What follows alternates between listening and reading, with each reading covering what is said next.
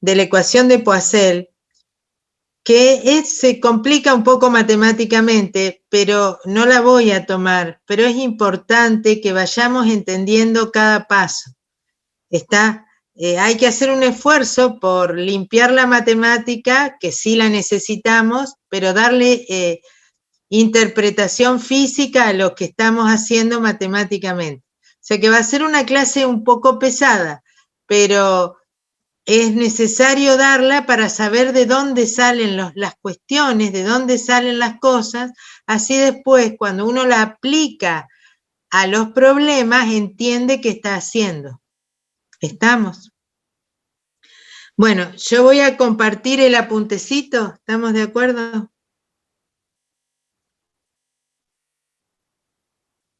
Ay, esperen. ¿Qué pasa?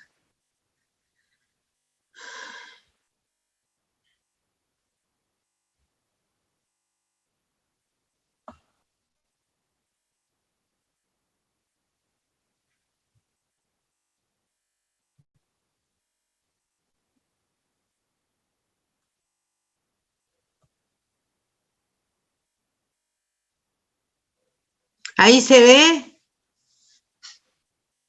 Hidrostática. Esperen que compartí hidrostática. Qué tonto. Esperen un segundo.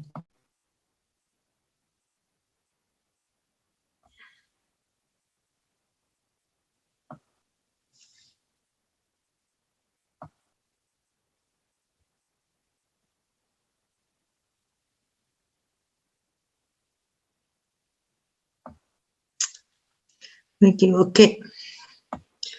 Esperen un minuto que no lo abrí. Creí que lo había abierto hidrodinámica y hidrostática. Disculpe.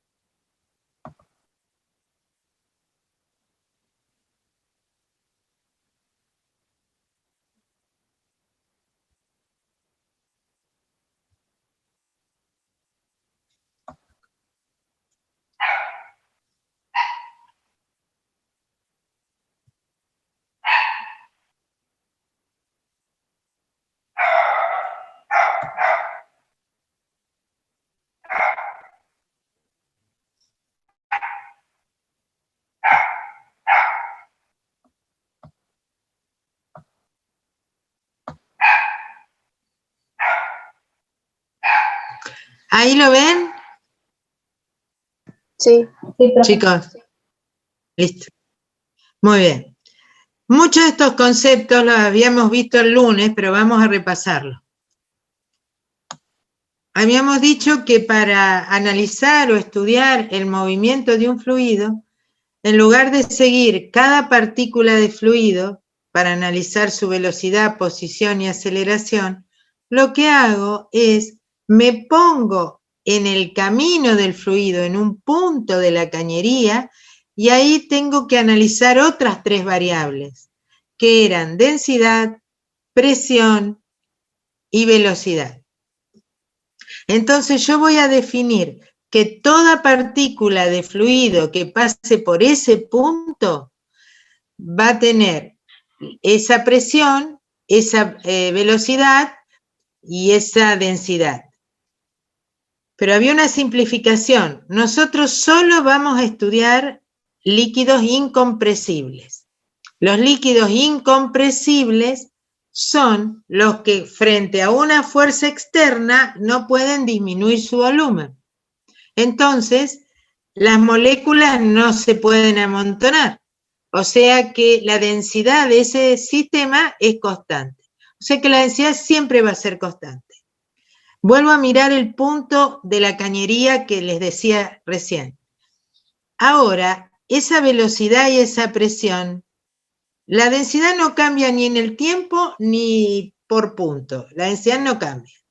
Ahora, en ese punto, la presión y la densidad tienen un valor, y en otro punto, por donde va a pasar la misma partícula, también la presión y la densidad, la presión y la velocidad van a tener otro valor. ¿Está? Pero pueden ocurrir, no solamente puede ser distinta los valores de presión y velocidad en las distintas puntos de la cañería, sino que además pueden en un mismo punto cambiar en el tiempo. Si esa presión y velocidad son constantes en el tiempo, no cambian, en un punto dado de la cañería se mantiene constante su velocidad y su presión en el tiempo. Eso no quiere decir que todos los puntos tengan la misma presión y velocidad, sino en un punto, en el tiempo, el valor de la velocidad y la presión se mantiene constante. Decimos que ese sistema fluye en estado estacionario. ¿Se entendió?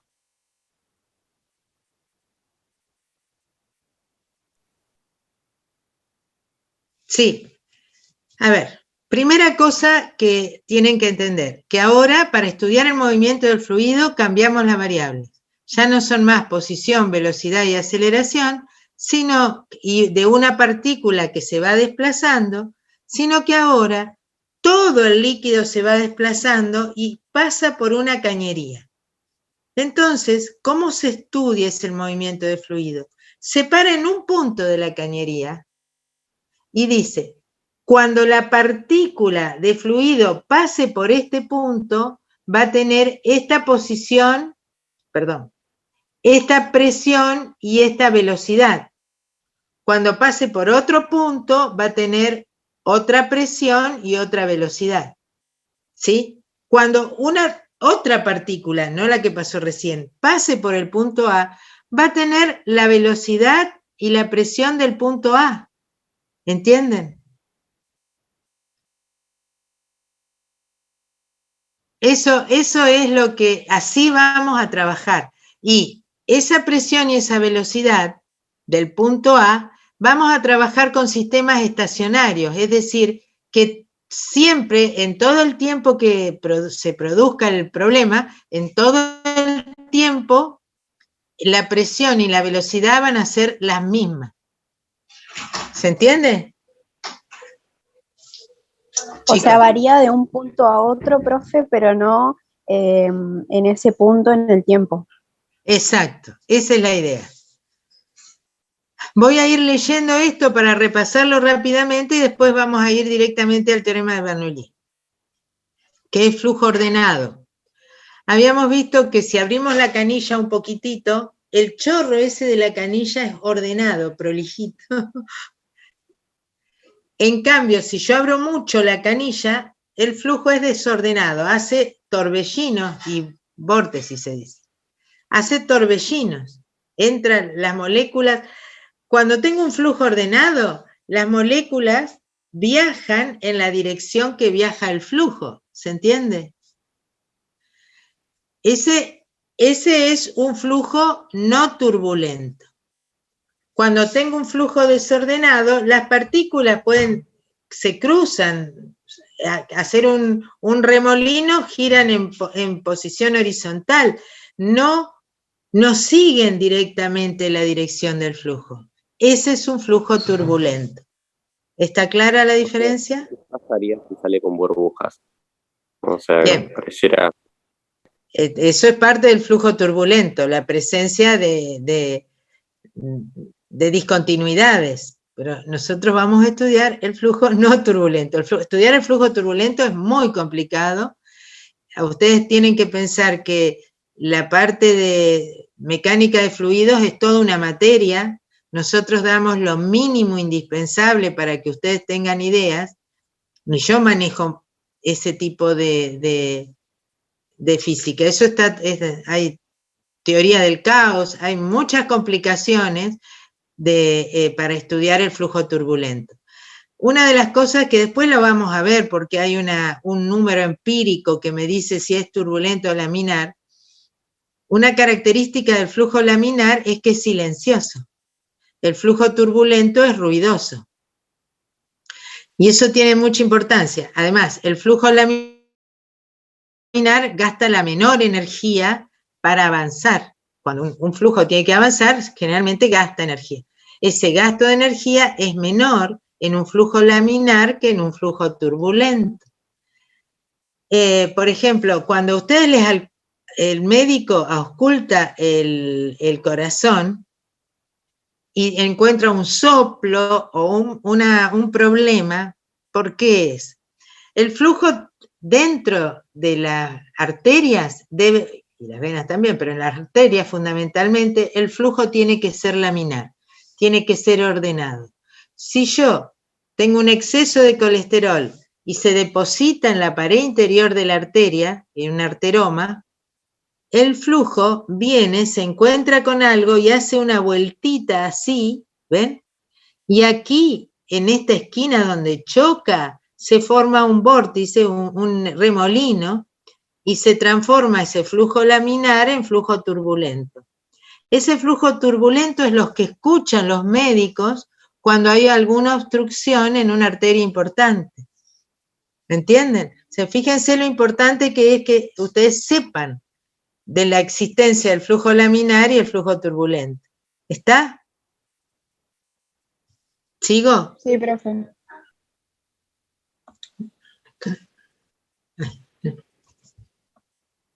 Bueno, no importa. Sigan. Esperen un minuto que acá me está pidiendo una coma. Ahora sí. Bueno, flujo incomprensible, incompresible es lo que describí recién, que la densidad era constante, porque es la misma en todas las partes del fluido y no cambia en el tiempo. Flujo viscoso. ¿Qué es el flujo viscoso?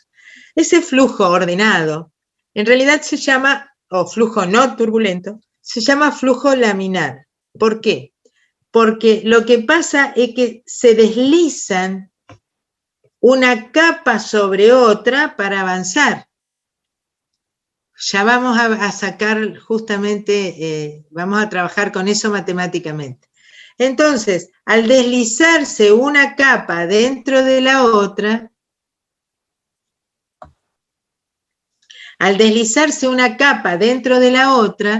y así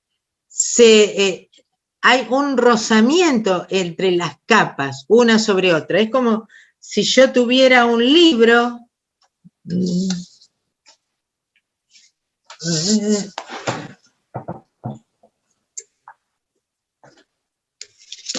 O yo tengo un libro y aplico una fuerza así, ven que se desliza una hoja sobre otra, y en realidad yo la fuerza la aplico en la tapa, pero el rozamiento entre la tapa y la primera hoja, entre la primera hoja y la segunda, hace que esto se deforme, ¿no es cierto? ¿Lo ven? Claro, esa es la comparación que hace con los sólidos. Claro, esta es la comparación con los sólidos.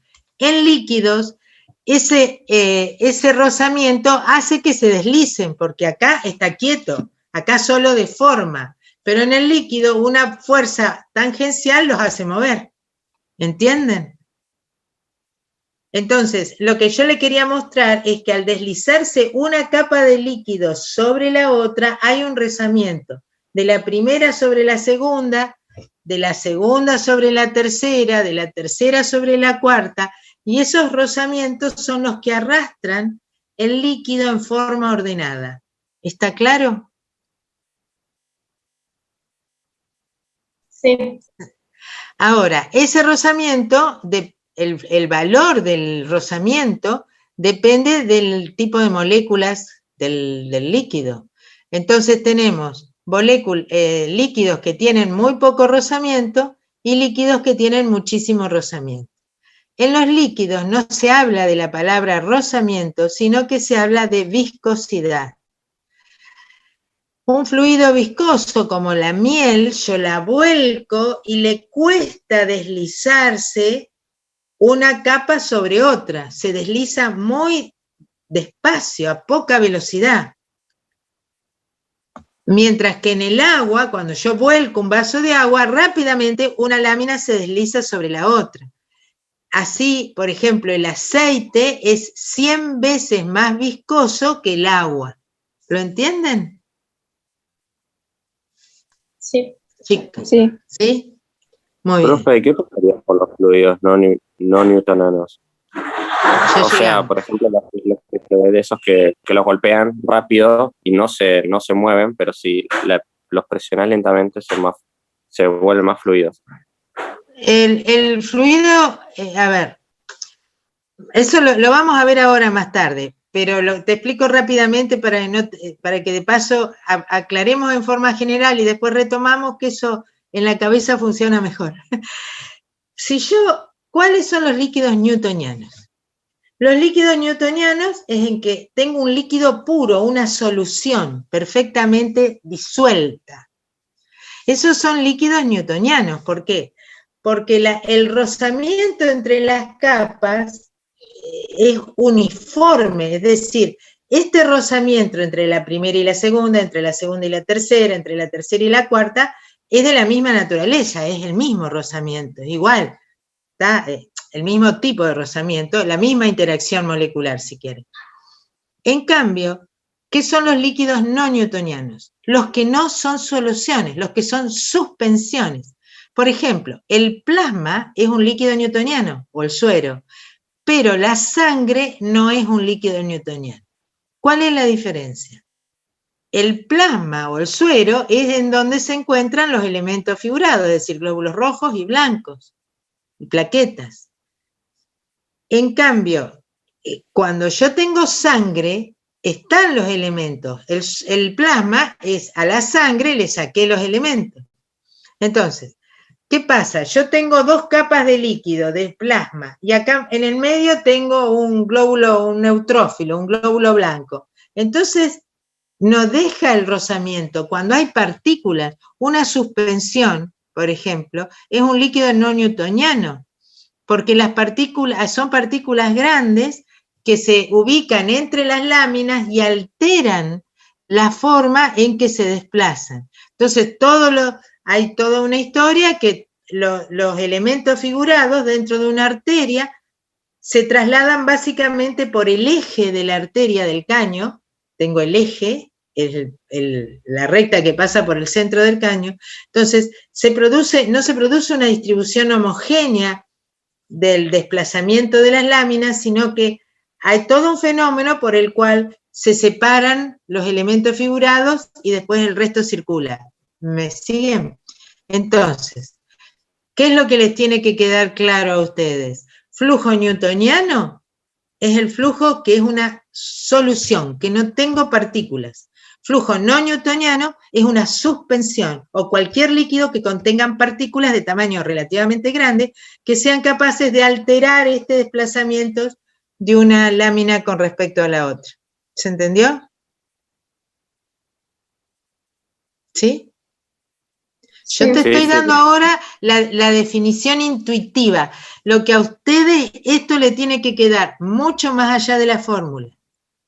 Estas cosas son las que ustedes necesitan estudiar para cuando vayan a procesos o cuando vayan a fisiología y les hablen de newtoniano y no newtoniano, se acuerden de algo. Si yo les digo, es uno en una solución, otros son suspensiones con partículas adentro, eso es probable que se los acuerden.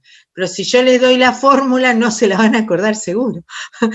Es importante que ustedes de las fórmulas que nosotros usamos, ustedes saquen las ideas físicas que son las que se les tienen que quedar para que esto les sirva para las otras materias. ¿Me siguen? ¿Sigo? Chicos. Bien.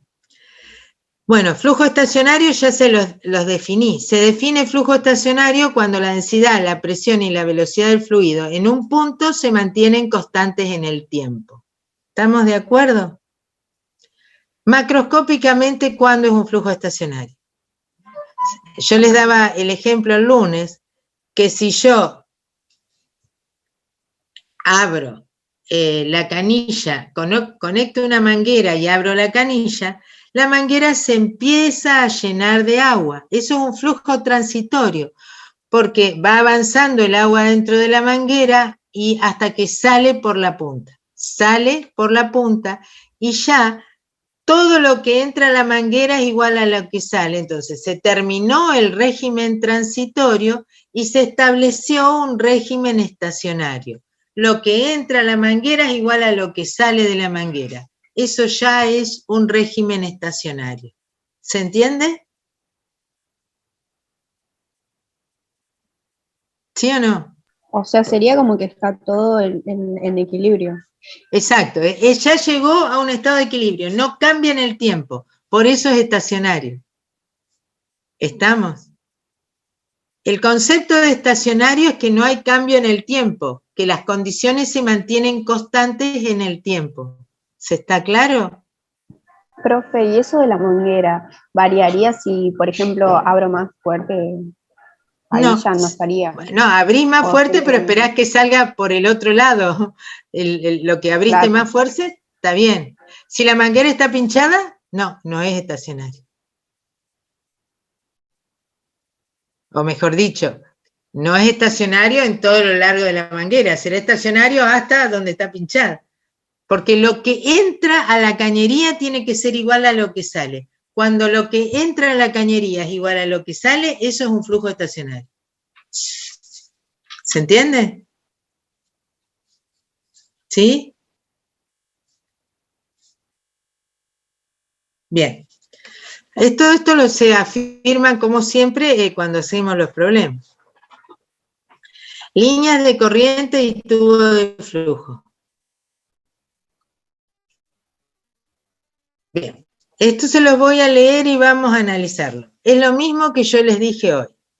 Yo acá tengo, dice, la trayectoria de una partícula de fluido es el lugar geométrico de todos los puntos por lo que pasa la partícula a lo largo del tiempo. La línea amarilla, imagínense, que es la línea por donde tienen que pasar una partícula de fluido, recorre la línea amarilla. La que sigue recorre la misma línea amarilla. ¿Lo ven? ¿Sí? Es el lugar geométrico de todos los puntos por los que pasa la partícula a lo largo del tiempo. ¿Estamos? ¿Se entiende lo que dice esa frase? Sí, se entiende. Ahora, vemos que cuando la partícula pasa por el punto A, tiene la velocidad VA. Cuando la partícula pasa por el punto B, tiene la velocidad BB. Y cuando pasa por el punto C, tiene la velocidad BC. ¿Estamos todos de acuerdo? Sí. ¿No debería ir dirigiendo la flecha como tiene la gravedad en contra? No, esto es una... Ah, es más Esto representativo. puede subir, el líquido sube, baja, depende de las diferencias de energía, pero no estoy analizando eso. Dice, dado que un flujo, la velocidad en este punto, a ver, como la velocidad en este punto no cambia si estoy en un flujo estacionario, ¿me siguen? Sí. Otra partícula que pase por el punto A va a tener la misma velocidad en A. ¿Sí? Y lo mismo ocurre. Es decir, otra partícula cuando pase por A va a tener la velocidad BA, cuando pase por B voy a tener la velocidad por B de B, y cuando pase por C voy a tener la velocidad de C. Podemos pensar que esta línea, podemos pensar que estoy mirando no una partícula, sino un conjunto de partículas, una en A, otra acá, otra acá, otra acá, otra en B, otra acá, otra acá, otra acá, otra en C. Es decir, la línea amarilla la lleno de partículas. ¿Está?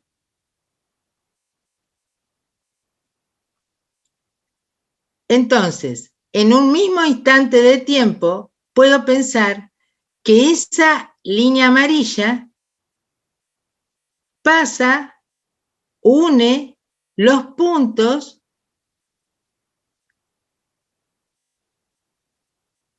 que son tangentes a la velocidad de las partículas. Espera, lo dije mal. Bueno, imagínense que está formada por muchas partículas, cada una con su velocidad. ¿Se entiende? ¿Sí o no? Esa línea amarilla. Esa línea amarilla se la conoce como línea de corriente. Es una línea que es siempre tangente a la velocidad de la partícula que están ubicadas sobre ella, ¿me entienden? Es decir, tengo muchas partículas. Esta línea es tangente a la velocidad en A, es tangente a la velocidad en B, y es tangente a la velocidad en C, y es tangente a todas las partículas en cada punto de la línea que tienen su velocidad definida tangente a esa curva. ¿La ven? Sí. Bien. Entonces, eso es lo que se denomina línea de corriente. Y un haz de líneas de corriente, ¿qué es un haz? Es como un haz de luz, es un conjunto de esas líneas, que sería esto, define lo que se llama un tubo de flujo. ¿Sí? ¿Por qué me interesa definir tubo de flujo?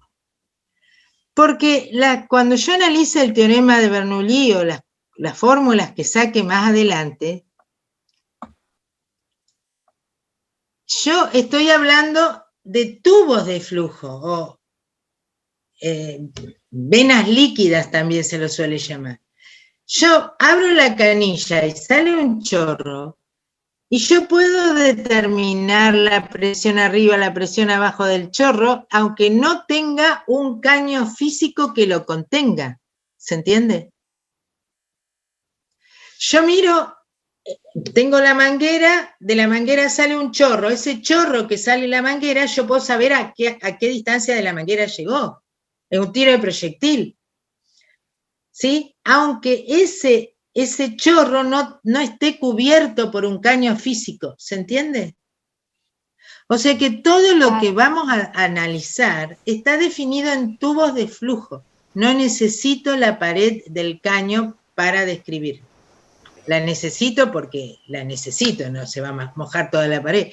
Pero la idea es que ustedes tengan que esos fenómenos que estamos analizando no tienen en cuenta el hecho de que están rodeados de la pared, salvo en la parte de viscosidad, pero acá en la parte de fluidos ideales no. ¿Se entiende? No, es como que pasan por adentro como si fuera un ente y yo analizo ese Como por sistema. ejemplo, profe, no sé si vio la película de Nemo, Sí. que en una parte en el mar hay como una corriente que es más fuerte y sin embargo no tiene una estructura que lo envuelve, sino que es más rápida. Exactamente, a eso me refiero, a eso me refiero. Que no tiene que ver con... No, porque, mire, yo cuando daba en medicina, aparecen muchos videos de fisiología y qué sé yo, y hablaba de la viscosidad como el roce de la sangre con las paredes de la arteria, y no es así, eso está equivocado. La viscosidad es el roce entre las partículas del líquido. ¿Lo entienden? ¿Sí?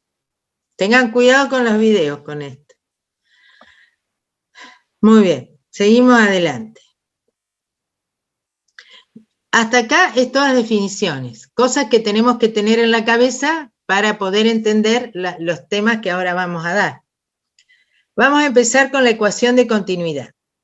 La ecuación de continuidad es una ecuación que lo único que hace es describir el estado estacionario. El estado estacionario me dice que lo que entra a un tubo es lo mismo que sale, que es lo que sale. ¿Se entiende? Entonces, ¿qué hago? Tomo un tubo de flujo. ¿Me siguen? Sin paredes. No tengo en cuenta las paredes. Puede que las tenga o no, no me importa. Tengo un tubo de flujo. Aquí el tubo es más ancho que acá. ¿Lo ven? El área, sí, la sección del tubo, que sería el área transversal, ¿eso se entiende? Cuando yo hablo de sección de un tubo, hablo del área transversal, es decir, en un tubo, este hexágono, ¿o cuántos lados tiene? Sí, 6. El hexágono ese sería el área transversal, lo que corta, ¿lo ven? aquí tengo un área transversal más chica y acá en el medio tengo el área transversal más grande. ¿Se entiende? Esas son las secciones del tubo. Yo tomé un tubo así, en que tengo acá abajo un área transversal más grande y acá un área transversal más chica. ¿Están de acuerdo? Sí, profe. Sí, bien. Entonces, está circulando agua. Yo me paro en A1, me paro en el área de abajo. Y veo que en un pequeño instante de tiempo, por eso lo llamo delta T, porque es un pequeño intervalo, para no meterme con los diferenciales, pero ese delta T es una diferencia de tiempo muy chiquita, es un intervalo de tiempo chiquito, ¿se entiende? Ya van a ver por qué tengo que definir que sea chiquita. Una décima de segundo. En una décima de segundo, el líquido que pasó por A1, en una décima de segundo va a estar en la cara de arriba. Esto sería como un disco que tiene una cara de abajo, que es A1, y una cara de arriba. El agua que pasó por A1, ¿sí? Un instante después va a pasar por la otra cara y va a seguir su recorrido. ¿Lo entienden? Sí. Bien. Entonces, esto sigue. Profe, Y llegamos, ¿sí?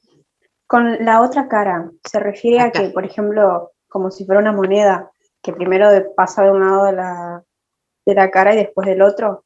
Claro, exacto. Cuando viene acá a 2, ese mismo líquido, cuando llega a 2, está atravesando a 2, o mejor dicho, mientras.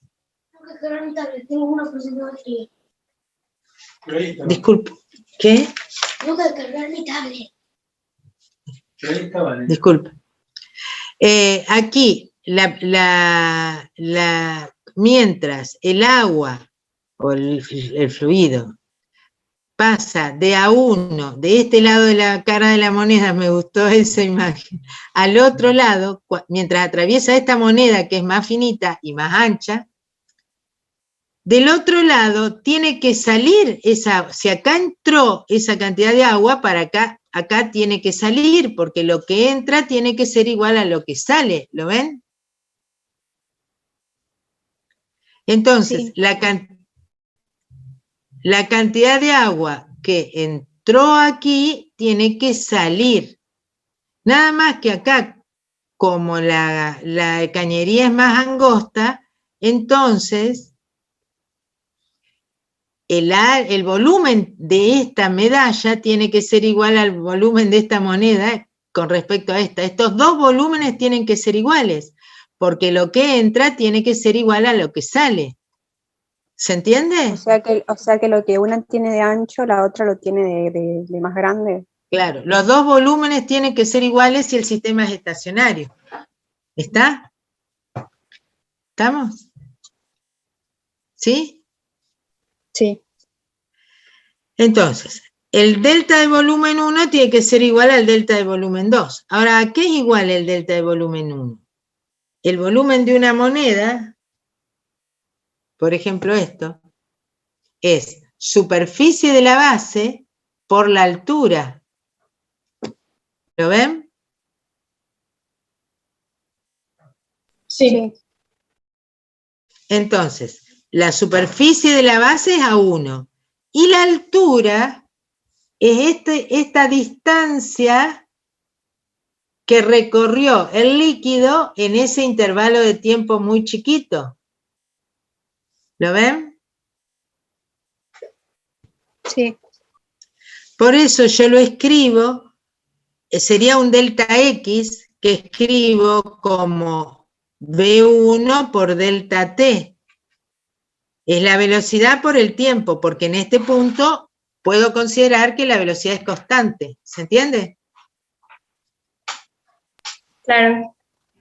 Entonces queda A1 por B1 por delta T, Y lo mismo pasa acá. A2 por el alto ahora es B2 por delta T. Y donde B2 es la velocidad aquí, en esta zona más estrecha del tubo. ¿Sí?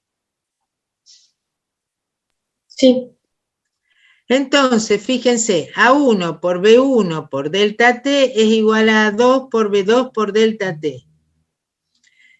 Y yo puedo cancelar el delta T y obtener la ecuación de continuidad.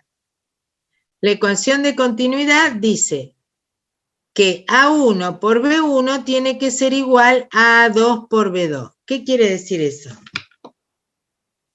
A1 es más grande que A2. ¿Sí? Para que se mantenga esa igualdad, B1 tiene que ser menor que B2. ¿Están de acuerdo? Sí, profe. Entonces, ¿qué es lo que se dice? Cuando yo tengo un tubo y hay un estrechamiento, la velocidad va a ser más grande. ¿Sí? Es decir, aquí en la zona gruesa de la cañería, la velocidad es chica. Y acá, cuando se estrecha, acá la velocidad es mayor.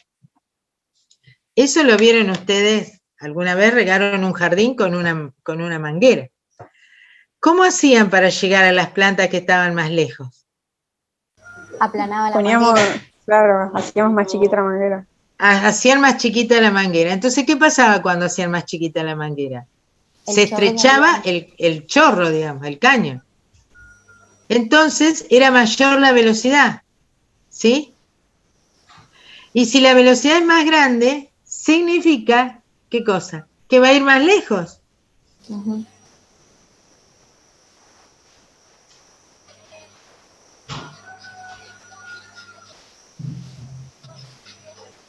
¿Sí o no? Sí. Entonces, cuando es un tiro de proyectil, cuando sale con mayor velocidad, el proyectil va más lejos. Entonces, cuando yo tapo un poquito la manguera, sale con mayor velocidad y llega más lejos. ¿Se entiende? No hay más presión, es mayor velocidad. ¿Estamos de acuerdo? Porque está abierto a la presión atmosférica. Claro. ¿Se entendió, chicos, esto? Sí, profe. Cuando yo tengo un tubo y en el tubo tengo un estrechamiento, por el estrechamiento el agua tiene que ir más rápido. ¿Por qué? Porque si lo que entra tiene que ser igual a lo que sale, cuando entra por una boca grande, entra lentamente. Cuando tiene que salir por una boca más fina, tiene que salir más rápido para que salga todo lo que entró. ¿Lo entienden? Sí. Sí. Eso es lo que se denomina ecuación de continuidad. Y se denomina caudal. Bueno, en los libros van a encontrar los nombres más exóticos. Razón de flujo de volumen, distintos nombres. Pero si es un volumen por unidad de tiempo, es lo que nosotros vamos a llamar caudal. Volumen por unidad de tiempo. Es decir, el caudal sería los litros por minuto por los que circula la sangre dentro del cuerpo humano. Eso sería el caudal. ¿Está? El caudal de un río, los millones de litros, yo me acuerdo, ustedes no habían nacido probablemente, pero yo me acuerdo en el 2003, decían el volumen del líquido por minuto que traía el río Salado y que se iba a romper el puente.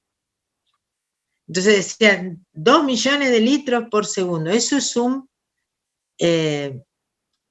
un caudal. Si es un volumen por unidad de tiempo, es un caudal. En fisiología se lo suele llamar gasto cardíaco, es el caudal. ¿Sí?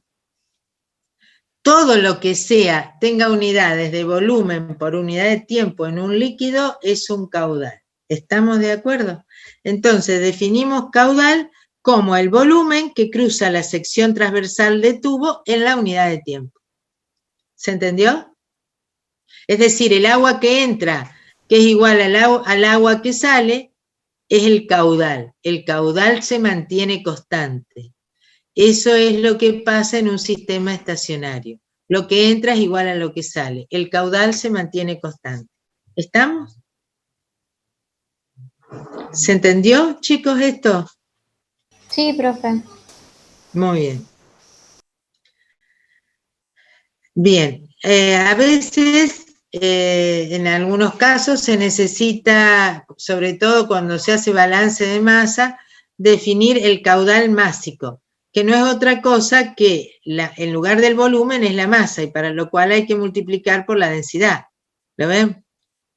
Si yo lo multiplico el volumen por la densidad del líquido, tengo el delta de masa. Y esto, es decir, fíjense, acá multiplico por la densidad y tengo el caudal másico. Nosotros no lo vamos a usar, pero se los menciono para que sepan. Muy bien, y acá está lo que yo les decía.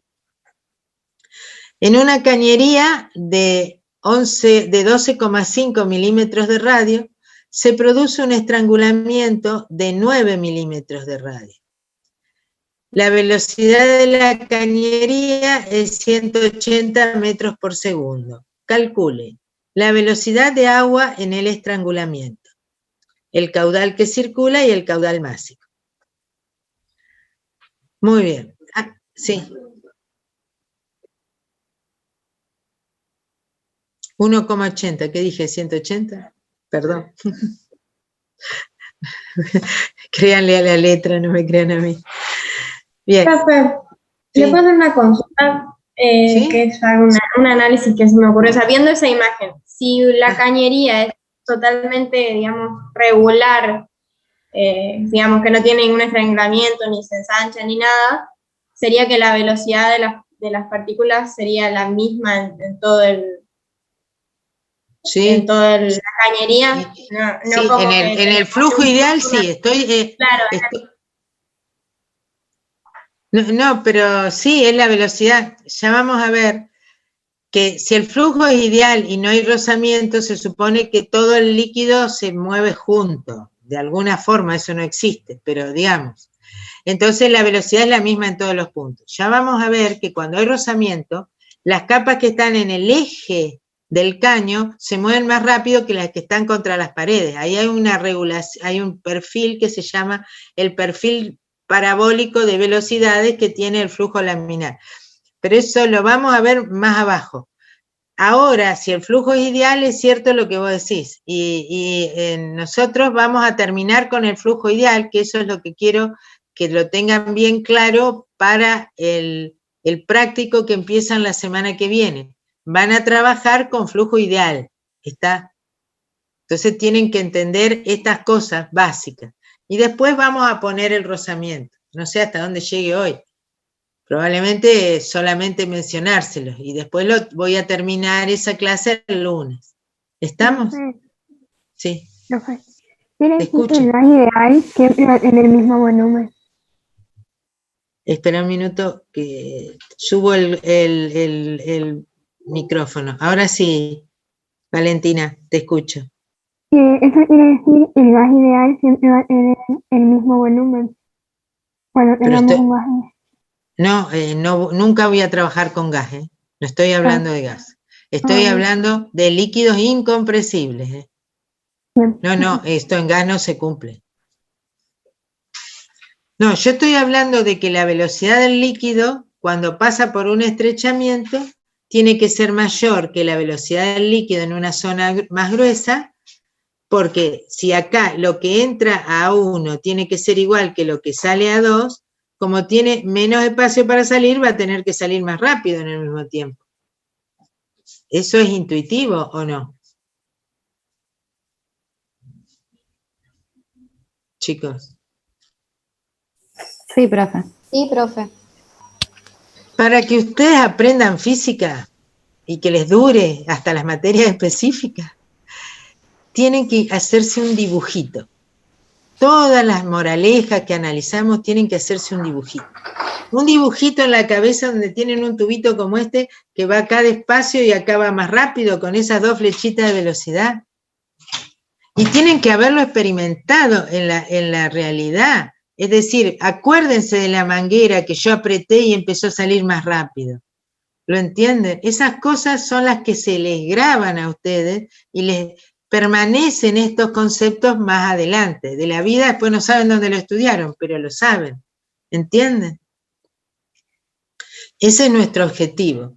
Que muchos conceptos queden intuitivos en ustedes, que los vean en la vida diaria, después queden intuitivos para que cuando ustedes están estudiando otras materias específicas, eso sea un background, tengan esos contenidos, porque si tienen que ir más abajo, nunca se llega. En cambio, si ya tienen esas ideas, es más fácil seguir adelante, es más fácil construir para arriba. ¿Lo entienden? Ese es nuestro objetivo. Bueno, entonces acá aplico la ecuación de continuidad porque siempre voy a considerar un flujo estacionario. Entonces, A1 por B1 es igual a A2 por B2. A mí me pide la velocidad en el estrangulamiento, o sea que me pide la B2. El área 1 va a ser pi por el radio al cuadrado. ¿Está? El área 2 va a ser pi por R2 al cuadrado. Ahí tengo las dos áreas. ¿Están de acuerdo? Sí, profe. Entonces yo hago A1, que sería este valor, por B1, igual a A2 por B2. Lo despejo y me da que la velocidad en 2 es 3,5 metros por segundo. Fíjense que es más grande que la velocidad en 1. ¿Está? Sí. Porque cuando el área 1 es más grande que el área 2, B1 tiene que ser menor que B2. Muy bien. ¿Se entiende? Sí. Después le pedí el caudal. El caudal es la velocidad por área. Puedo usar tanto los datos como de 1 como los datos de 2. Me tiene que dar el mismo caudal. ¿Sí? ¿Entienden? Fíjense que si multiplico, no lo hice. Claro, el caudal dijimos que era constante. Claro, si multiplico 3,5 por 2,5 exponente menos 4, eso me da 8,75. Bueno, hay un problema de aproximación, pero es el mismo caudal. Eso lo van a hacer. Ustedes en las simulaciones van a verificar que el caudal era el mismo. Y el caudal másico, al caudal lo tienen que multiplicar por la densidad. Vamos a la más importante de la noche, la ecuación de Bernoulli. Esta ecuación, esta deducción la tomo. ¿Estamos de acuerdo? En el examen de teoría, o entra la deducción de trabajo y energía, o entra la deducción de Bernoulli. ¿Sí? Muy bien. Lo que yo voy a analizar, lo que yo voy a concluir a través de la ecuación de Bernoulli es para un flujo estacionario, incompresible y no viscoso, o sea, ideal. ¿Se entiende? No viscoso quiere decir que no tiene rozamiento, es como un movimiento sin rozamiento, que nosotros sabemos que es ideal, que eso nunca es real. ¿Está o no? Lo que pasa es que se aproxima bastante. ¿Hasta ahí estamos? Bien. Entonces, mire. Fíjense, yo acá tengo una tapita A1 que le puse una letra A. Y acá tengo otra tapita A2 que le puse una letra C. ¿Ven? Yo de todo el chorro de líquido que tengo en esa cañería, tomé este sistema, el pedazo de líquido que está comprendido entre A1 y A2. Es como que yo recorté, así como recortaba en hidrostática un pedazo de líquido, acá recorté un pedazo del líquido que circula por la cañería. ¿Se entiende?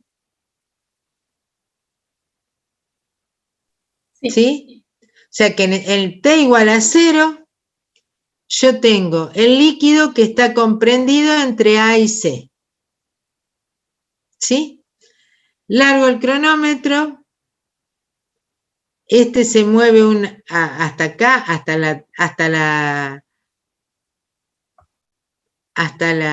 el lugar B, hasta la tapita B, y el C se desplaza hacia la tapita D.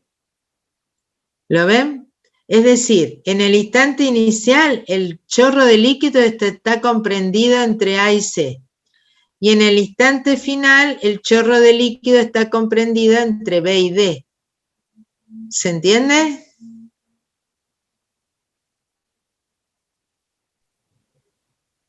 Claro. Profe, ¿qué es eso? ¿Qué es ese símbolo que parece una pluma? ¿Es una L? A una L. Lo puse así porque no sabía qué letra ponerlo, porque cuando le pongo una L de la letra que uso, me pone un palito y no se entiende qué es. Por eso puse una L cursiva, nada más que la L es muy sofisticada, parece una pluma. Está bien, nunca me habían dicho eso, pero tenés razón, parece una pluma. Bueno, o parece un garabato, no sé. No, yo no hubiera, hay que tener imaginación para pensar que era una pluma, pero yo de entrada me di cuenta que era un garabato, que eso no era muy claro, pero bueno. A la velocidad que se hicieron estos apuntecitos. Bien. Entonces, eso lo entendieron, y entendieron que en ese pequeño tiempo el pedazo de líquido que yo lo tomé entre A y C se desplazó y ahora está ocupando el espacio entre B y D. ¿Todos de acuerdo con eso? Sí, profe. Sí. Bien, este delta E1, me hizo reír este delta L1 sería un delta X, un recorrido que hizo en el líquido entre A1, entre la tapita A y la tapita B, y este delta L2 es el espacio que recorrió el fluido entre A2 y entre la tapita C y la tapita D. ¿Eso lo entienden? Porque uno se mueve a la velocidad V1 y este se mueve a la velocidad V2. Entonces, delta L1 es V1 por delta T, mientras que delta L2 es V2 por delta T. ¿Sí? ¿Está? Bien. Entonces, de nuevo, el volumen que entró es igual al volumen que salió. O sea que el delta de volumen lo puedo escribir como A1 por delta 1 y es igual a A2 por delta 2. ¿Están de acuerdo con eso? Eso es lo mismo que dije hoy, nada más que ahora en otra cañería. Pero es lo mismo. ¿Se entiende o no? Sí, profe. Bien. Ahora, yo voy a aplicar, yo quiero ver ¿por qué se mueve para arriba? ¿Quién lo empuja? ¿Con quién interactúa este sistema que yo analicé? Vamos a analizarlo cuando está entre A y C, en la posición inicial. En la posición inicial entre A y C, ¿qué tiene? Por este lado interactúa con toda el agua que está debajo del tubo, que lo empuja. ¿Se entiende? Para que el flujo suba. ¿Me siguen? Sí. Acá hay la interacción de ese tubo de flujo con el resto del líquido en la parte de abajo, es una fuerza de presión 1, que es la presión 1 por el área 1. ¿De acuerdo? Sí. Pero acá en la parte superior del caño tengo un montón de agua que llega hasta el tanque, o sea que acá también esta fuerza en realidad estaría aplicada inicialmente en A2. El agua que hay acá arriba hasta el tanque impide que este elemento de flujo siga su camino. ¿Lo ven? ¿Sí o no?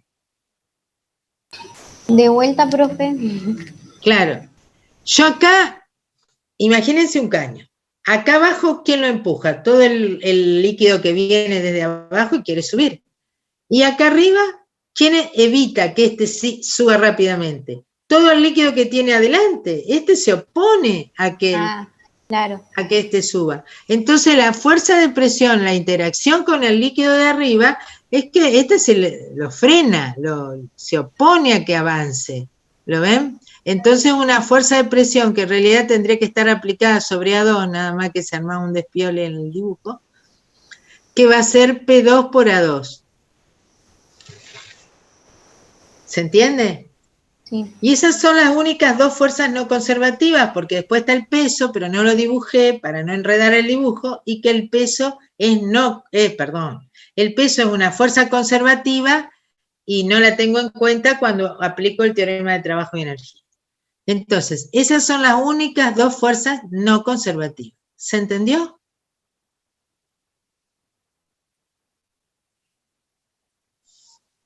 Hasta acá. Ahora vamos a juntar todas las cosas que vamos pensando, pero antes les voy a decir otra más grosa. Yo tenía el estado inicial de mi sistema, yo voy a aplicar teorema de trabajo y energía. Tengo que definir un estado inicial y un estado final. Empecé por atrás, definí las fuerzas no conservativas. Pero el estado inicial es el tubo de líquido entre A y C. Y el estado final es el tubo de líquido entre B y D. ¿Lo ven? ¿Están de acuerdo con eso? Pero resulta hay una cosa. Entre B y C, todas estas moléculas que están acá son moléculas de agua. Si yo lo miro desde el estado inicial al estado final, es como si esas moléculas no hubieran cambiado nada, no se cambiaron, están en el mismo lugar, digamos. Como no sé identificar qué molécula de agua es, ahí hay agua, tanto en el estado inicial como en el estado final. ¿Se entiende? ¿Sí? Sí. Entonces, yo puedo considerar que este sistema lo único que cambió es que esta monedita que tengo acá, la saqué y la puse acá y se me hizo más gordita. Es como si esto fuera un bloquecito que lo saqué de acá abajo y lo puse acá arriba. Entonces yo tengo que calcular el trabajo que necesito para sacar esta moneda de acá abajo y ponerla acá arriba. Y ahí voy a saber la cantidad de energía que necesito o el del trabajo que necesito para desplazar el tubo de flujo desde AC hasta BD. Solamente analizando la diferencia de energía que tengo que entregar o el trabajo que tengo que hacer para sacar esta moneda desde acá y ponerla acá. ¿Eso se entendió, chicos? Sí, profe. Muy bien. Ya estamos en la resolución final.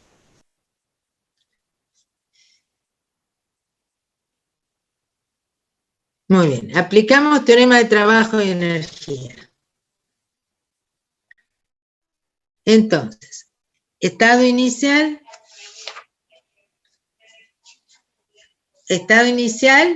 un medio de la masa por la velocidad 1 al cuadrado, ¿sí? ¿Qué sería esa delta masa? Aquí, este es el delta masa, y este es la masa. Las masas son iguales, porque los volúmenes son iguales, las densidades son iguales, las masas son iguales. Entonces esto es como que saqué un bloque de acá y lo puse acá. Las masas son iguales. Entonces, en el estado inicial el bloque está acá abajo, ¿sí?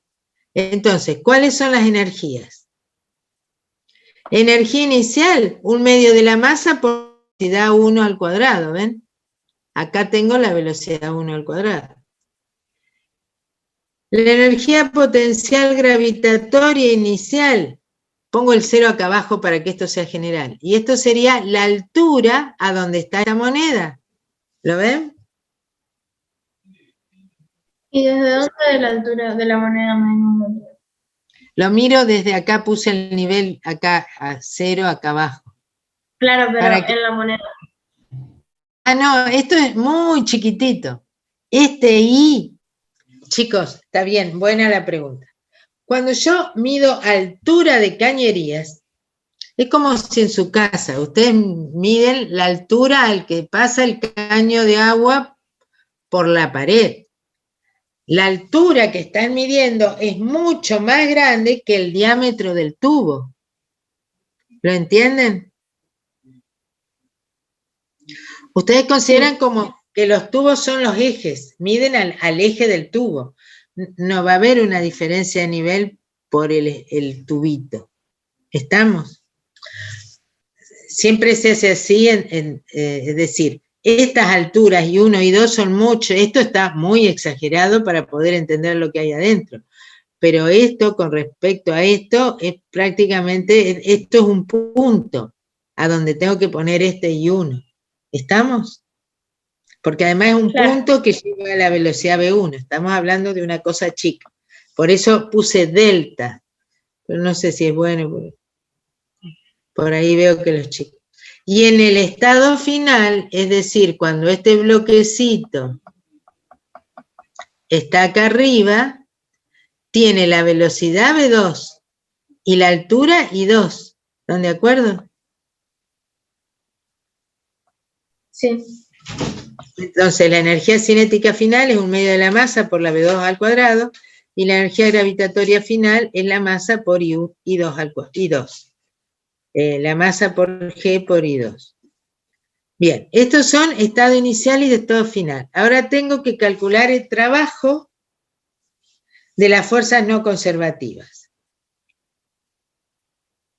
Fíjense, la fuerza F, la fuerza de presión 1 se desplazó este pedacito. Y la fuerza de presión 2 se opuso, digamos, a este pedacito.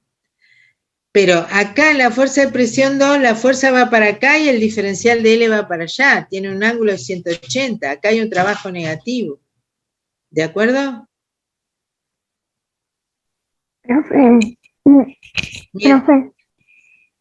Sí. ¿Esa fuerza, la fuerza P2, sería negativa? No, yo calculo el trabajo de la fuerza. Entonces, no le pongo signo a la fuerza, porque cuando yo calculo el trabajo es el producto de los módulos por el coseno del ángulo comprendido. Claro. No lo dibujé porque era mucho lío, pero el diferencial de L tiene la dirección de V2. Y la fuerza tiene esta dirección. Entonces yo lo que miro es, pongo el módulo de los dos, fuerza por diferencial de L, pero el ángulo es entre estos dos vectores, y el ángulo entre esos dos vectores es 180. Mientras que aquí, el ángulo entre estos dos vectores es 0. No me interesa ponerle un sistema de referencia y definirlo con respecto a eso. No, porque solo le voy a calcular el trabajo. ¿Estamos? Sí. Bien, entonces... Profe, perdón, ¿por qué uno es 0 grados y otro 180? Porque uno empuja en el mismo lugar, en la misma dirección que avanza. O sea que ahí hace un trabajo positivo. Mientras que este se opone. Viene para acá y este va para allá. O sea que hay un ángulo de 180 grados entre ellos. ¿Está? Ah, sí, ahora sí. Bien, muy bien, Jesús.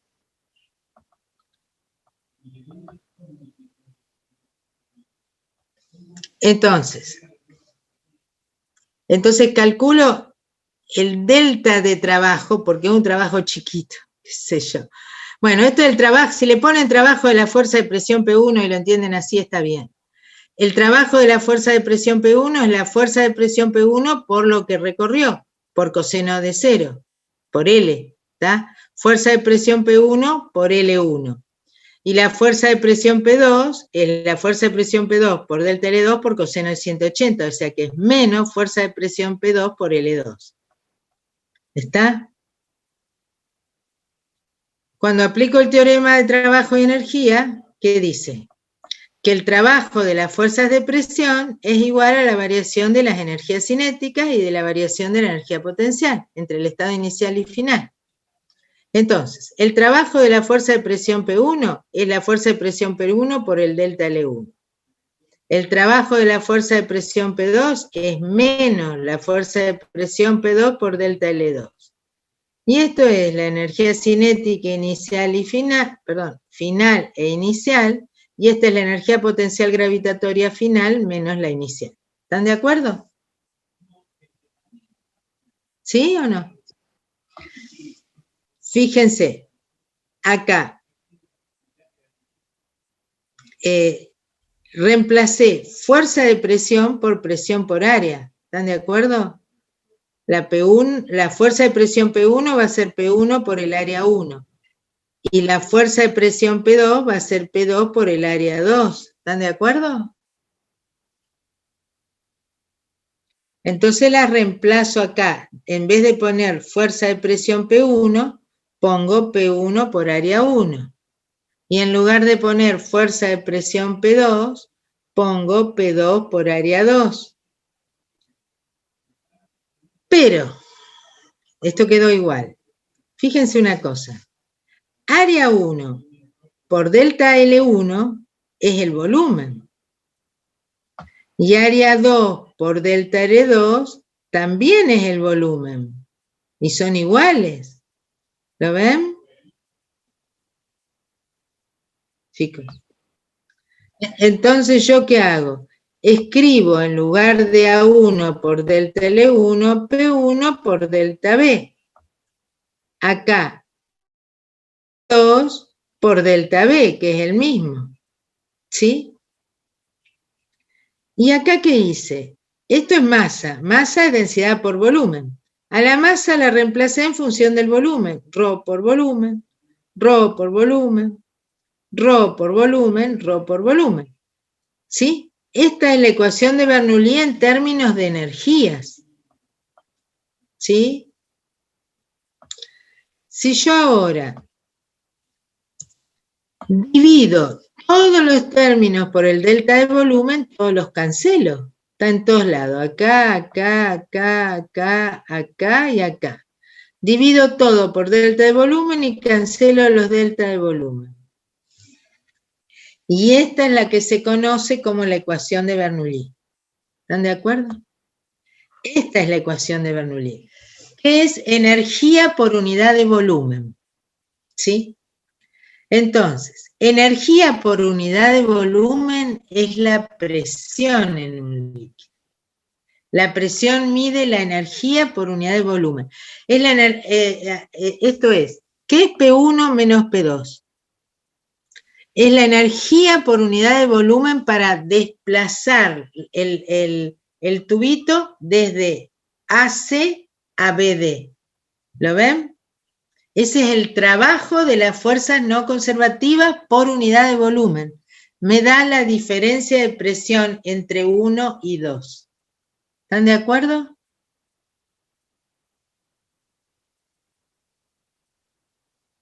Chicos. Sí, profe. Y entonces, y del otro lado es energía cinética por unidad de volumen y variación de la energía cinética por unidad de volumen y variación de la energía potencial por unidad de volumen, ¿ven? Nada más, el mismo teorema de Bernoulli, nada más que en el segundo término, en vez de la masa, uso la densidad. ¿Se entiende?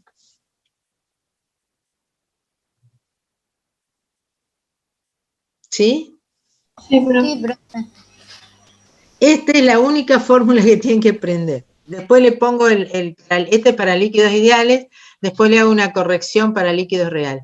Y esa es la única fórmula que se usa, más la de continuidad, que A1 por B1 igual a A2 por B2, son las únicas fórmulas que vamos a trabajar, pero todo lo demás lo tienen que entender.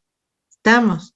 Eso es, la energía, la diferencia de presión entre esos dos puntos es la energía por unidad de volumen. ¿Qué tengo que hacer para desplazar el volumen para allá? Es es el trabajo de las fuerzas de presión por unidad de volumen, disculpen.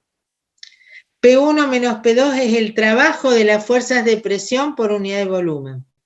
El trabajo neto, porque esta empuja y esta se pone. O sea que es el P1 menos P2 es el todo trabajo que hicieron las fuerzas de presión para hacer este desplazamiento. Y la variación de energía cinética por unidad de volumen, ahí está. Y la variación de energía potencial por unidad de volumen. ¿Se entiende? No es que hizo mucho Bernoulli, aplicó el teorema de trabajo y energía en determinadas condiciones ideales. ¿Estamos? ¿Sí, chicos?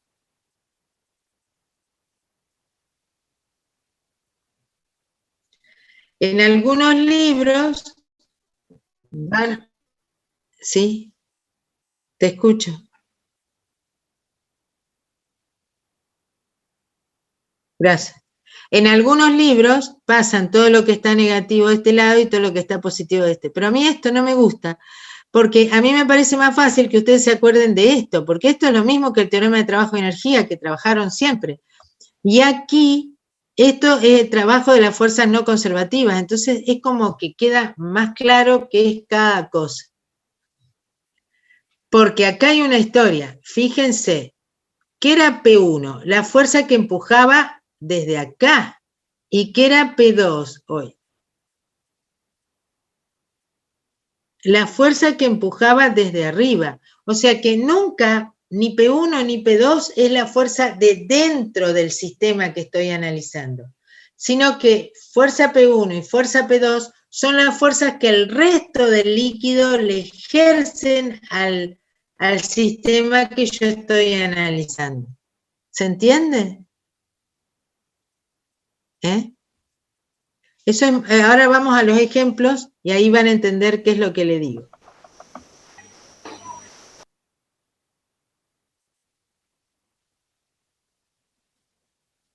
Bueno. Recomendaciones para resolver un problema. Dice que es como trabajo de energía, definir un punto inicial y un punto final y aplicar el teorema de Bernoulli.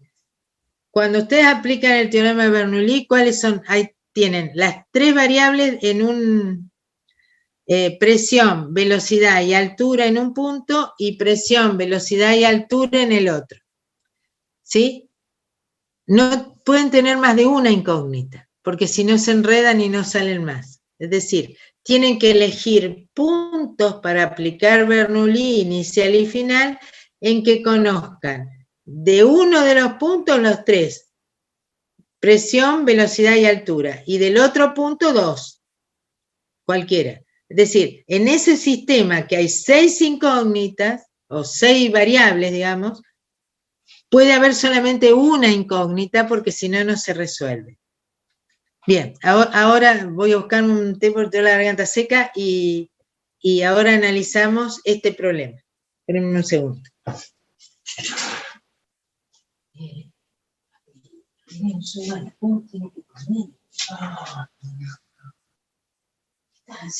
Tratando de adherir la fuente. No hay caso.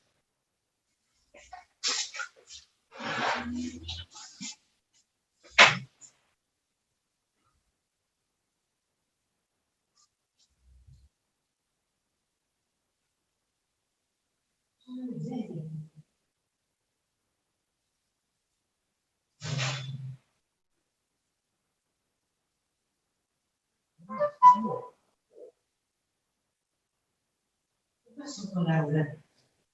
Que vaya. Yo me imaginé. Claro. Están ahí, pobre Manuel. Ahora yo le voy a llevar a un gato así.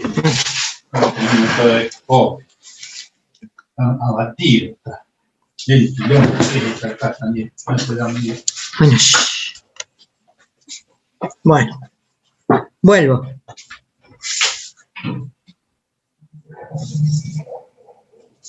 En el problema, continuamos con el problema planteado en el ejemplo 1.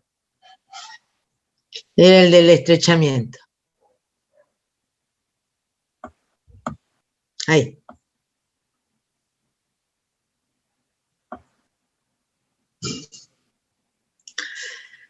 Entonces, tengo un punto inicial acá.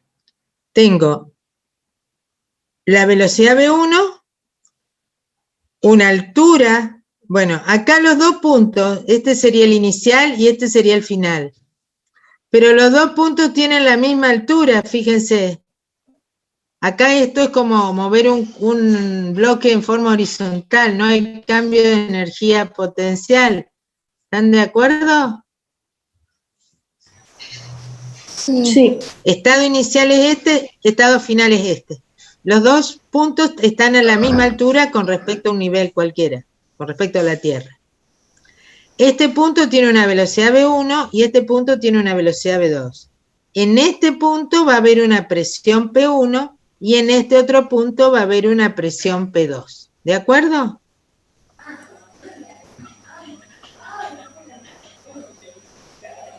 Sí, profe.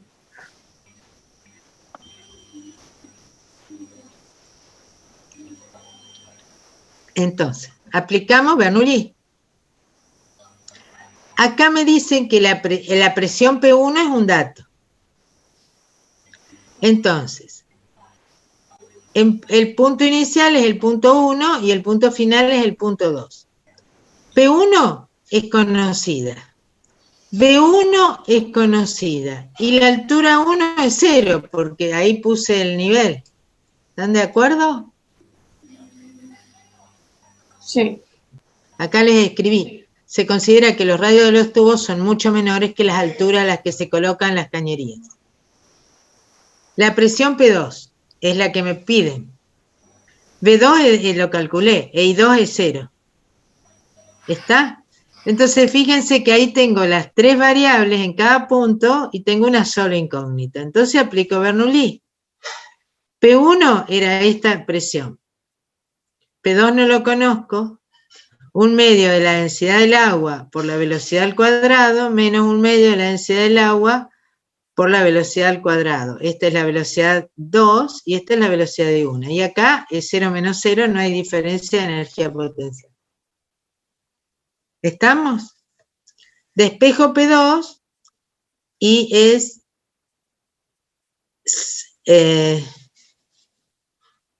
147.800 pascales. ¿Cómo es 147.800 pascales con respecto a 152.300? Menor. Menor. Entonces, acá viene toda una conclusión que es la que quiero que se acuerden. Cuando en una tubería hay un estrechamiento, en el estrechamiento aumenta la velocidad y disminuye la presión. ¿Sí? Aumenta la velocidad y disminuye la presión.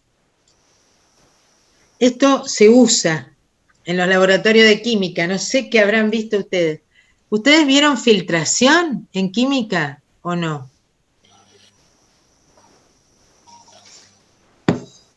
No me suena. ¿Eh? Ni virtual, ni... No. ¿Cómo? A mí no. Que no me suena que lo hayamos visto, que no me acuerdo, no sé si alguien se acuerda. ¿Cómo no hicieron ningún práctico? ¿Cómo se filtraba una solución? ¿Preparaban una solución y la filtraban, aunque sea en video? ¿No lo vieron? Chicos. No, profe. En general, ¿no? En general, eso se daba en general. Capaz que en los virtuales, puede ser. Bueno, ¿qué era eso? Ustedes hacían esto, tenían un Erlenmeyer. Una cosa así. No, no se ve nada con esta virus. Espérenme un segundo.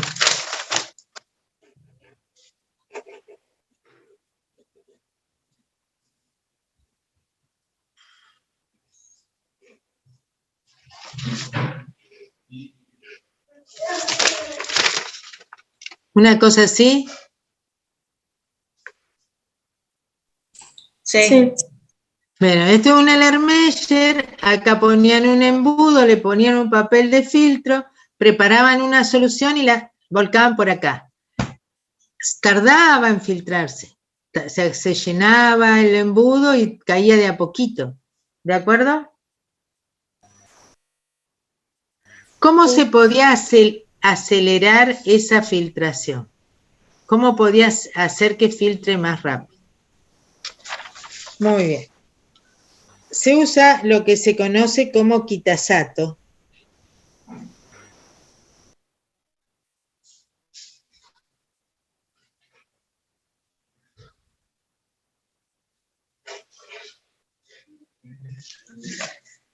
Que es más o menos como un Erlenmeyer, pero con un tubito lateral. ¿Sí? Y acá lo coloca con una manguera a una canilla.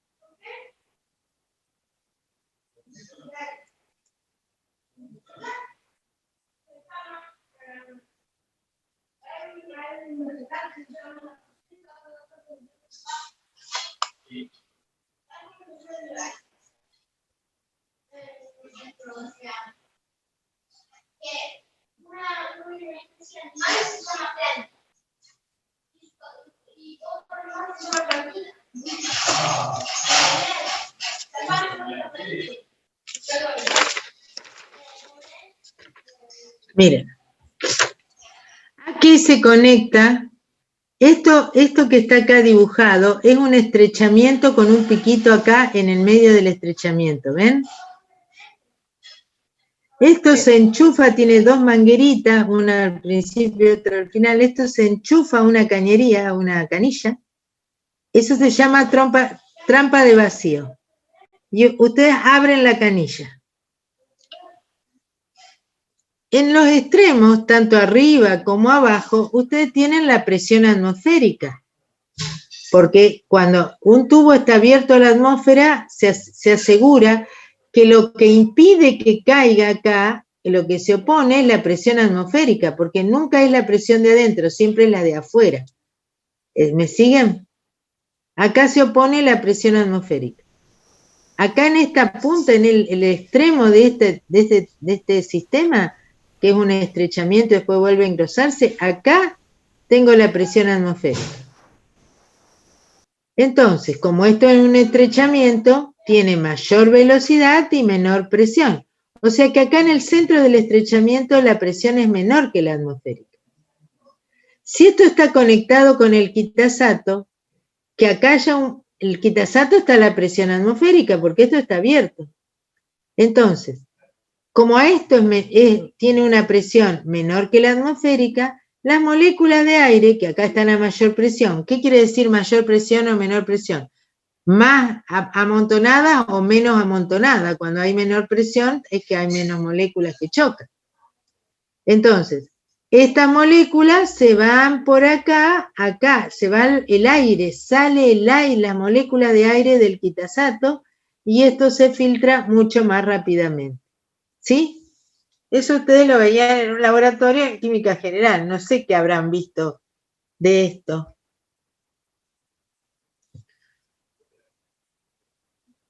Pero la moraleja es que en un estrechamiento hay menor presión que en la parte gruesa y mayor velocidad.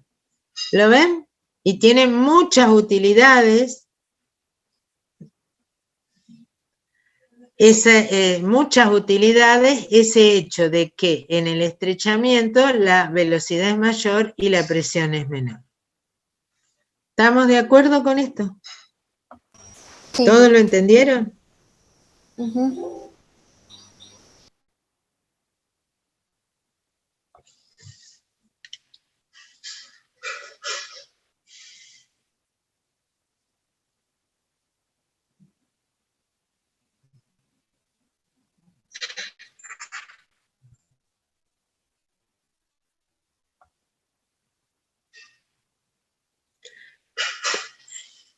La velocidad es mayor y la presión es menor en un estrechamiento, eso acuérdenselo.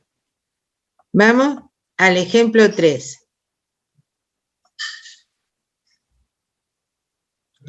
Se dispone de un recipiente cilíndrico, un tanque. Un tanque. Es como un vaso de precipitado grande. ¿Están de acuerdo? 20 centímetros de diámetro es una cosa así, esos vasos de precipitado de 1 litro. Un vaso de precipitado grande, ¿está? Sí. Está, dice, tienen agua hasta este nivel. ¿Sí? El nivel es donde se encuentra la interfaz. Yo hablo de nivel en la interfaz entre el agua y el gas. ¿Están de acuerdo? En la parte inferior del recipiente, cerca de su base, se ubica un orificio chiquitito, ¿sí? De 0,1 centímetro de diámetro, es decir, 1 milímetro de diámetro. Es chiquitito el orificio que está acá. El recipiente está abierto a la atmósfera. ¿Eso qué quiere decir? Que la presión que hay en este nivel es la presión atmosférica. ¿Están de acuerdo? ¿Sí? Sí. Para medir el caudal que circula, acá va a circular agua, ¿ven? Ahí hay un chorrito que apenas se ve. Para medir el caudal que circula, se determina el tiempo que lleva a recoger 20 mililitros de agua en una probeta. ¿Yo qué hago para medir el caudal que sale por este orificio? Pongo una probeta acá y tapo el orificio, o bueno, no sé qué, tapo la probeta, algo tengo que tapar, cuando destapo la probeta, largo el cronómetro. ¿Me siguen?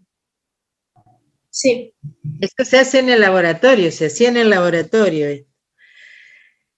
Entonces, me dice, calcula el caudal si en 10,2 segundos se recogen 20 mililitros de agua en la probeta. ¿Está? Entonces, fíjense, en el inciso A, calculamos el caudal era el volumen por unidad de tiempo, ¿se acuerdan? Calculo el caudal por su definición y tengo que hacer 20 mililitros es lo mismo que 20 centímetros cúbicos. Y para pasar de centímetro cúbico a metro cúbico, tengo que multiplicar por 10 a la menos 6. ¿Están de acuerdo? Sí. Bien. Entonces calculo el caudal y ahí tienen 1,96 por 10 a la menos 6 metros cúbicos por segundo. Ese es el caudal del agua que sale del orificio. ¿Se entiende? ¿Sí o no? Sí, profe. Bien. Ahora me pide calcular la velocidad de salida del agua en el orificio.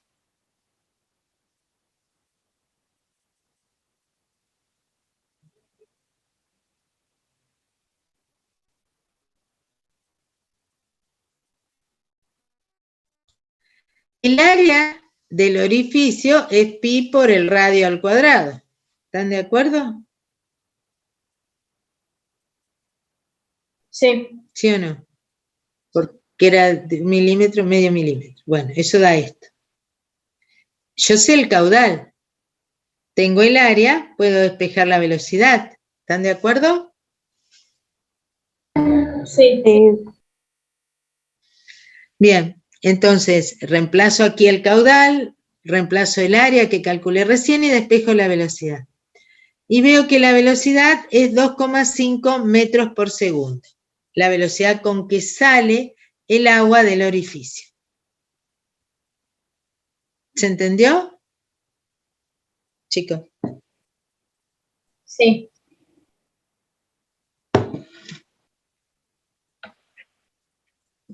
Vamos a hacer un cálculo ahora.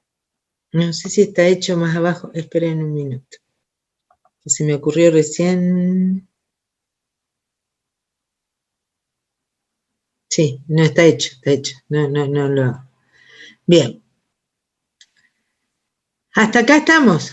Entonces ya sé el caudal y sé la velocidad de salida del punto 2. Y ahora el inciso C me pide la altura del nivel de agua en el recipiente, esta altura. Bien, yo, todos los problemas de Bernoulli son iguales, de tal forma que yo hice un solo dibujo y después todo lo refería a ese dibujo. Es decir, acá tengo que aplicar Bernoulli entre los dos puntos que conozco algo. Aplico Bernoulli entre el nivel del tanque, acá sería el punto 1, y a la salida sería el punto 2. ¿Están de acuerdo? Voy a aplicar Bernoulli entre esos dos puntos.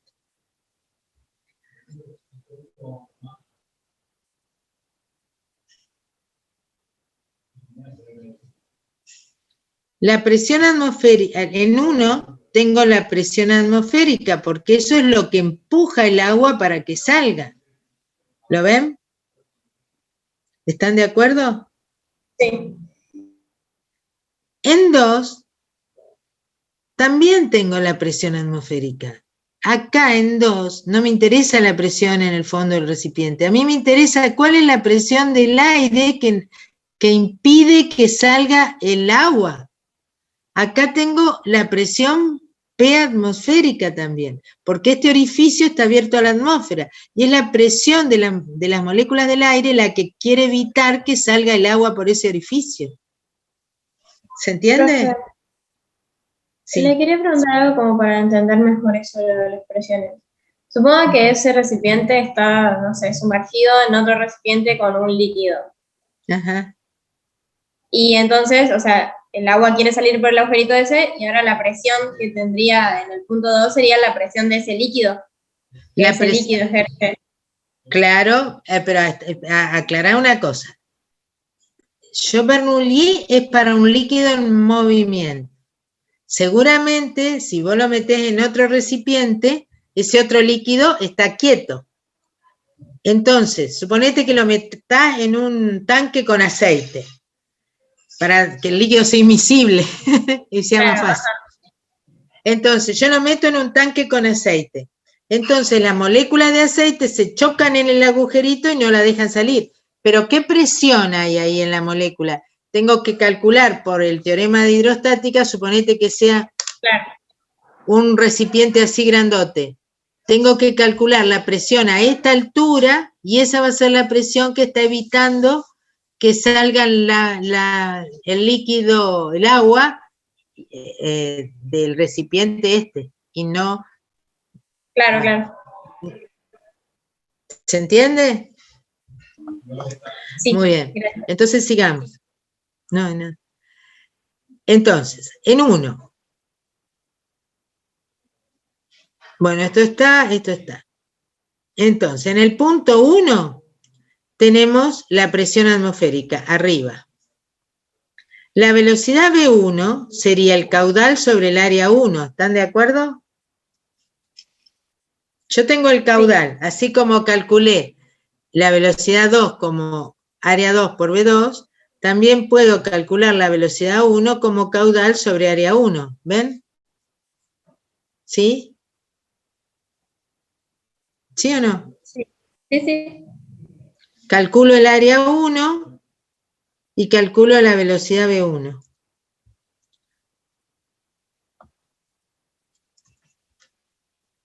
Fíjense la velocidad con que baja el nivel del tanque. 6,24 por 10 a la menos 5 metros sobre segundo. Prácticamente uno no ve descender el nivel del agua en el tanque cuando sale agua por un orificio tan chiquitito. Fíjense que cuando yo tenga que restar velocidades, tengo que restar 2,5 metros por segundo al cuadrado menos 6,24 por 10 a la menos 5 al cuadrado. Fíjense, este va a ser a la menos 10. Prácticamente no lo puedo restar. ¿Lo entienden? Claro. Entonces, siempre que tengan un caso como este, el tanque, la velocidad en el tanque que baje es mucho menor que la velocidad de salida del orificio, por lo tanto esta velocidad se desprecia. O sea que como baja tan poquito, tan lentamente, entonces la velocidad en la superficie de los tanques siempre es 0. Sí, eso lo quise escribir acá, a ver si se entiende. Vemos que B2 es 5 órdenes de magnitud menor que B1, por lo tanto el término de energía cinética por unidad de volumen en la superficie del líquido es despreciable con respecto al del orificio. ¿Está? La velocidad del fluido en la superficie de un tanque es aproximadamente 0. ¿Estamos? ¿Se entendió, chicos? Bien, entonces, ¿cuál es la historia acá? Esto, fíjense que esto es un vaso de 20 centímetros, no es que el tanque australiano que hay en el campo, es un tanque, un vasito de precipitado un poco más grande, hasta un vaso de precipitado de 200 mililitros que tiene más o menos este tamaño, de un vaso común, hasta ahí es absolutamente despreciable. Si ya es una probeta, no, porque la probeta es más chiquita, pero en un vaso de precipitado de 200 mililitros, eso, los clásicos, ahí ya también es despreciable. Nosotros esto lo hacíamos en la facultad y le hacíamos un orificio al vaso de precipitado y hacíamos esta cuenta y veíamos que la velocidad era absolutamente despreciable. Muy bien, seguimos. Entonces, en el punto 1, allá arriba, P1 la P atmosférica, B1 0, y 1 era H. Vamos del dibujo de nuevo. Ouch. Acá. Acá arriba tengo la presión atmosférica, la B1 dijimos que era despreciable, y la altura que está a este punto es como el teorema de trabajo y energía. Pongo un 0. ¿Dónde pongo el 0? Acá, donde está el orificio. Entonces, si pongo el 0 donde está el orificio, el nivel del tanquecito está a una altura H. ¿Están de acuerdo? ¿Sí o no? Sí, profe. Entonces, acá y el punto 2 tiene la presión atmosférica, porque está en la atmósfera, la presión atmosférica tiene la velocidad V2 y tiene la altura 0. ¿De acuerdo? Sí.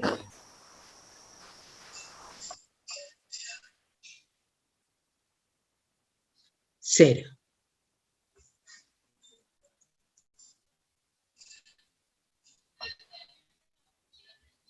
Bien, esto ya les expliqué. Vamos a Bernoulli. Profe, y como las presiones son iguales, entonces queda igual a 0. Claro, las presiones son iguales, eso es igual a 0. Entonces, ¿qué pasa? Esto tiene energía cinética y la energía potencial gravitatoria es 0 la final, pero claro, tenía energía potencial gravitatoria inicial. Esto muchas veces en los libros de la escuela secundaria, esta es la fórmula de Torricelli, pero no le ponemos nombre nosotros. Es aplicar Bernoulli a un caso particular. En este caso no hay trabajo de las fuerzas de rozamiento, ¿ven? Perdón, no hay trabajo de las fuerzas no conservativas, porque esto da 0, y esto es igual a la variación de la energía cinética más la variación de energía potencial, y entonces este caso particular, donde la presión que empuja es igual a la presión que se opone, esto es un sistema conservativo, este caso particular. ¿Lo ven? Toda la energía potencial que tenía inicialmente el sistema porque estaba alto, lo transformó cuando sale por el orificio en energía cinética. ¿Se entendió? Y ahí despejo. Fíjense que no tiene que estar muy alto, a 32 centímetros más o menos, tiene que ser esa altura. 32 centímetros será una cosa así. ¿Están de acuerdo, chicos? Sí, profe. Sí. Muy bien. Seguimos.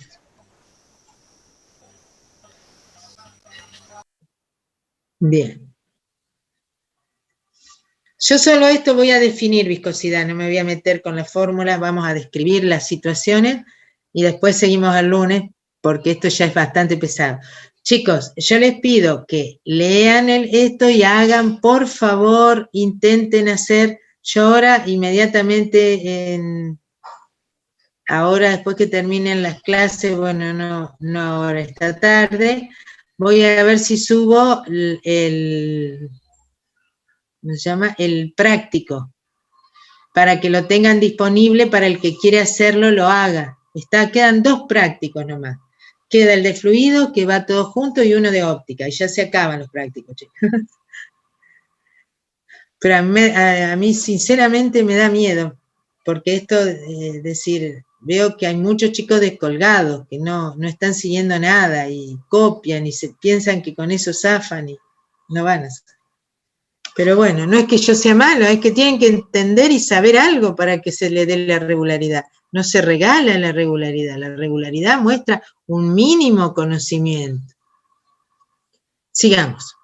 ¿Qué es viscosidad? Viscosidad es el rozamiento interno de un fluido. Y entonces acá explico, bueno, ya les expliqué esta parte, y acá explico que si yo tengo un cuerpo sólido como este, ¿sí? Nuestro librito, y yo le aplico una fuerza en sentido, así va, una fuerza en sentido así, tangente a la superficie de ese líquido, en este caso el sólido, lo deformo. Esto se llama deformación o elasticidad, que es un capítulo de la física que nosotros no vemos, que sería importante ahí algunos conceptos darlo, pero no tenemos tiempo. Entonces se produce un desplazamiento de las hojas, ¿ven? Así como está mostrando ahí el dibujito, una sobre otra se va desplazando. Es decir, yo no muevo, no toco, mi fuerza no está aplicada a una hoja del medio, sino que está aplicada en la tapa roza a la segunda y la segunda arrastra a la tercera y así sucesivamente.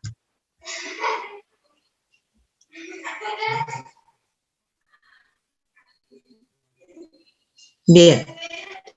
Acá el rozamiento produce una deformación y nada más, porque el sólido no se quiere deformar, ¿sí? Eso depende de las propiedades, es toda una teoría de elasticidad que no voy a dar ahora y que no conozco a fondo. Disculpe. Pero si esto fuera un líquido, una pequeña fuerza que yo le aplique acá hace desplazar el líquido, ¿sí? Porque no tiene la estructura que tiene el sólido. El líquido yo le aplico una fuerza tangencial y ya empieza a fluir. Entonces, ¿qué pasa? Acá, imagínense que esto, entre estos dos, en vez de ser hojas, son capas de líquido. Cuando yo aplico la fuerza en la tapa, esa fuerza se va a desplazar y mueve la tapa con una velocidad. Esa velocidad se va a transmitir a la capa de abajo, después va a ir a la capa de abajo y así sucesivamente, hasta que llega a la parte de acá abajo donde esta no se mueve. Entonces hay un perfil aquí donde la velocidad disminuye a medida que me acerco a la placa quieta, o si quieren, si yo me paro en la placa quieta a medida de que me alejo hacia la placa móvil, aumenta la velocidad. ¿Se entiende, chicos? Seguimos. Sí, profe. Bien, acá viene la definición de viscosidad. La fuerza aplicada, esa fuerza que yo apliqué así, por unidad de área, si yo tengo un libro, en lugar de tener este librito chiquito, tengo un libro así grandote, para producir el mismo efecto, la fuerza aplicada tiene que ser más grande. Eso lo entiende. Eso es fuerza de cizalladura, tienen distintos nombres. Esfuerzo de cizalla o esfuerzo de corte. Con esos nombres aparece esa fuerza en...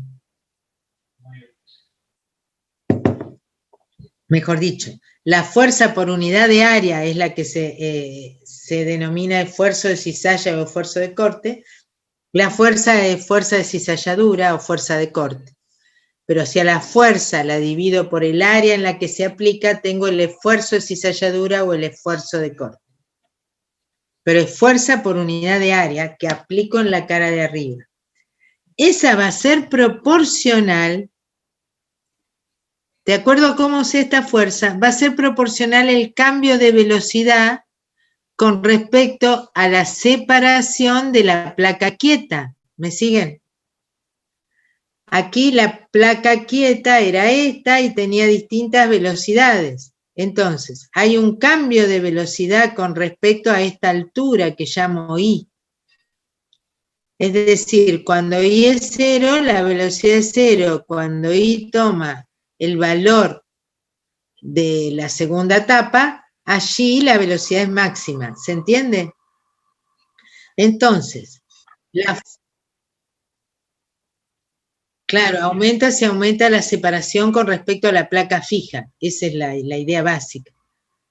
Entonces, el esfuerzo de corte, es decir, la fuerza de cizalladura por unidad de área que aplico en forma tangencial es proporcional al cambio de velocidad con respecto a la altura.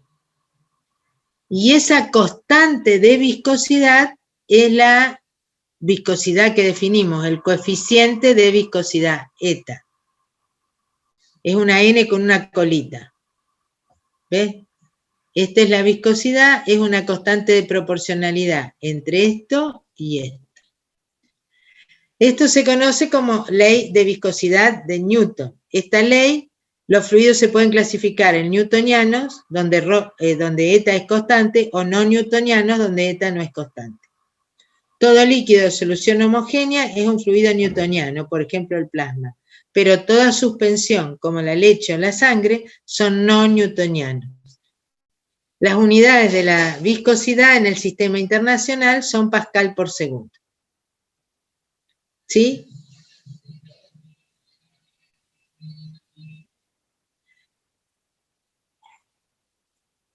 Están tabuladas, sí. Y es una característica física de un determinado líquido. Si ustedes en orgánica sintetizan algo, un líquido, y quieren ver si les salió el líquido que quisieron sintetizar, le pueden medir la viscosidad y es una característica del líquido. Cambia mucho con la temperatura. Bueno, la velocidad disminuye cuando aumenta la temperatura, dada que disminuye la fuerza de cohesión de las moléculas. Cuando aumenta la energía cinética de sus moléculas y por lo tanto la fuerza de cohesión disminuye en magnitud, eso que hace es disminuye la velocidad. Entonces yo les decía, si ustedes ponen aceite en un sartén, se van a hacer un huevo frito. Tiene que haber bastante aceite. Aceite en un sartén. Y ustedes ven que a medida que se calienta es más fácil, fluye más fácil, porque disminuyó la viscosidad. ¿Se entiende? Sí, sí. Muy bien. Y esto era lo que yo, ¿sí? Poco viscoso. Es newtoniano. Pero si yo hago una suspensión de partícula de polvo en agua, eso no es no newtoniano. Es pura. Claro. Puede tener impurezas químicas, es decir, puede ser una solución perfecta. Si es solución perfecta es newtoniano, a pesar de que tenga cosas adentro, solutos. No es la viscosidad, el agua o las soluciones, la viscosidad es muy parecida. No, ahí no vas a distinguir. Lo que sí va a cambiar si yo pongo partículas de tamaño grande. Es decir, una solución de glucosa que se disuelve perfectamente en agua, está límpida, translúcida, yo puedo mirar a través de la solución, ese es un líquido newtoniano aunque tenga un soluto.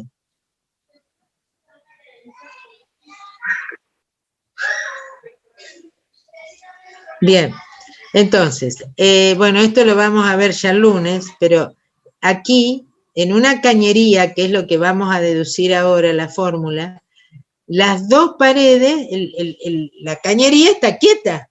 Ahí está el punto de velocidad cero. Y el punto de velocidad máximo es el eje.